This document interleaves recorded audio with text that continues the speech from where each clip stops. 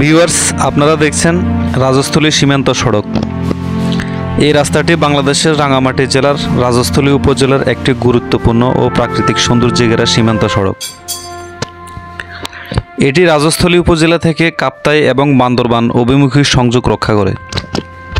সড়কটি মূলত সেনাবাহিনীর তত্ত্বাবধানে তৈরি, যা সীমান্তবর্তী এলাকাগুলোর সঙ্গে সংযোগ স্থাপন করেছে।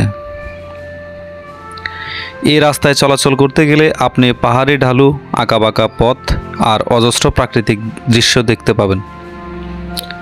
এটা একদিকে যেমন রোমাঞ্চকর, তেমনি বিপদসংকুলও, বিশেষ করে বর্ষাকালে। এই সড়কটি উন্নয়নের ফলে এখন স্থানীয় উপজাতি ও বসবাসকারী জনগোষ্ঠীর জীবনযাত্রার মান উন্নত হয়েছে। তাদের বাজারজাত পণ্য এখন সহজে পার্বত্য জেলা সদর ও দেশের অন্য প্রান্তে পৌঁছাতে পারে।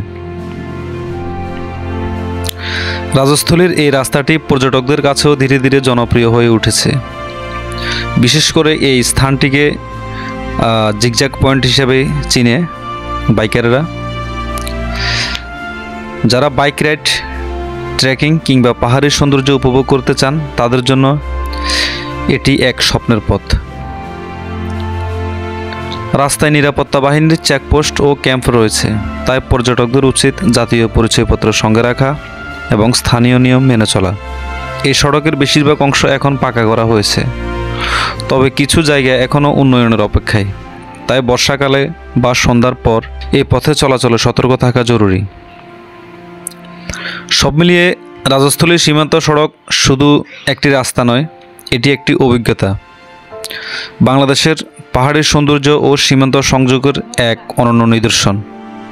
বাইকারদের কাছে রাজস্থলীর জিগজ্যাগ পয়েন্ট হিসেবে এই রাস্তাটি খুবই পরিচিত।